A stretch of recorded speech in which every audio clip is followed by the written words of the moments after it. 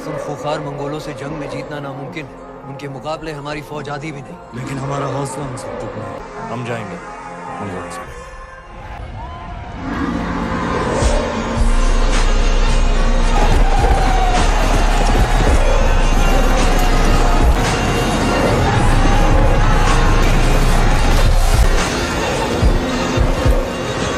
मंगोलों ने उम्मत मुस्लिमा के हुक्मरानों की गफलत और कोताहियों के सबब मुसलमानों की दुनिया भर में आबाद जमीन के आधे हिस्से को खंडर बना दिया।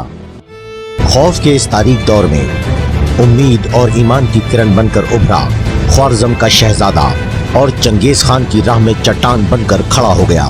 शेर ख्वारज़म सुल्तान जलालुद्दीन वो शेरों के लश्कर का सिपहसालार था। अस्सलामुअलैकुम दोस्तों, आज हम जानने वाले हैं 5 ऐसे सुल्तानों के बारे में कि जिन्होंने मंगोलों को बहुत ही बुरी तरह से शिकस्त दी थी। दोस्तों, मंगोल फ़ौज बहुत ही ज़्यादा ख़तरनाक और बहुत ही ज़्यादा जालिम फ़ौज थी। मंगोल फ़ौज जिस इलाके से भी गुजर जाया करती थी, उस इलाके में इंसानों और जानवरों का ज़िंदा रहना तो दूर बल्कि हरियाली भी बाकी नहीं रहती थी, क्योंकि ये लोग कत्ले आम करने के बाद पूरे के पूरे शहर को ही आग लगा देते थे और उस पूरे शहर को तबाह कर देते थे। जिस शहर को भी मंगोल फ़ौज फतह करती थी, उस शहर का हाल ऐसा हो जाता था कि मानो वहाँ कभी इंसान रहा ही नहीं करते थे। दोस्तों, ऐसी ख़तरनाक मंगोल फ़ौज को शिकस्त देने वाले 5वें सुल्तान का नाम है सुल्तान उरहान गाज़ी।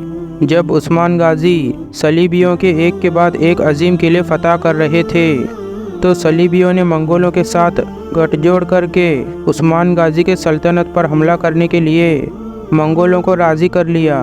जब मंगोलों ने उस्मान गाज़ी के सल्तनत पर हमला करने की तैयारी की, तो सुल्तान उस्मान गाज़ी ने भी खबर सुनते ही अपने बेटे उरहान गाज़ी को उनके खिलाफ जंग में भेजा। उरहान गाज़ी बहुत ही ज़्यादा बहादुर और होशियार थे। उन्होंने मंगोलों से बहुत ही ज़्यादा बहादुरी और होशियारी से मुकाबला किया और उरहान गाज़ी ने मंगोलों को इतनी ख़तरनाक शिकस्त दी कि वो कभी भी अपनी ज़िंदगी में दोबारा उस्मानियों के तरफ नहीं भटके। दोस्तों, चौथे नंबर पर नाम आता है सुल्तान हिंद अलाउद्दीन खिलजी का। मंगोल अम्पायर जिसकी बड़ी फ़ौज देखकर ऐसा लगा करता था कि इनका मुकाबला करना नामुमकिन है। मंगोल अपनी सल्तनत को लगातार बढ़ा रहे थे, लेकिन दोस्तों, मंगोल अम्पायर क्यों हिंदुस्तान की सरजमीन पर अपने कदम नहीं जमा पाई और मंगोलों के हिंदुस्तान पर बार बार हमला करने के बाद भी उन्हें नाकामी मिली। दोस्तों, जब दुनिया की सबसे ज़्यादा ताकतवर कहलाई जाने वाली मंगोल अम्पायर का सामना जब सुल्तान हिंद अलाउद्दीन खिलजी से हुआ, तो मंगोलों को हर बार शिकस्त मिली। सुल्तान अलाउद्दीन खिलजी को सुल्तान बने हुए 1 साल भी नहीं हुआ था कि मंगोल एक बड़ी फ़ौज लेकर हिंदुस्तान के सरजमीन पर आए। सुल्तान हिंद अलाउद्दीन खिलजी ने सबसे पहले तो दिल्ली में रहने वाले लोगों को मजबूत किलों के अंदर बंद किया और अपने 2 काबिल सिपहसालार अलाव खान और जफ़र खान को मंगोलों से जंग करने के लिए रवाना किया। इस जंग में मंगोलों को बहुत ही बुरी तरह से शिकस्त हुई। मंगोलों की ये शिकस्त बहुत ही शर्मनाक थी। सुल्तान हिंद अलाउद्दीन खिलजी ने मंगोलों को 6 बार शिकस्त दी थी। दोस्तों, तीसरे नंबर पर नाम आता है सुल्तान रुकनुद्दीन बैबर्स का। 1260 को ऐना जालूद के मैदान में रुकनुद्दीन बैबर्स और मंगोल फ़ौज के बीच एक बहुत ही खतरनाक जंग हुई, जिसमें मंगोलों को बहुत ही बुरी तरह से शिकस्त हुई और रुकनुद्दीन बैबर्स को फतह मिली। रुकनुद्दीन बैबर्स ने मंगोलों को हराने के बाद सीरिया और फ़लस्तीन के हर उस इलाके पर हमला किया कि जहां पर मंगोलों ने कब्ज़ा कर लिया था और एक एक करके मंगोलों को बाहर खदेड़ दिया।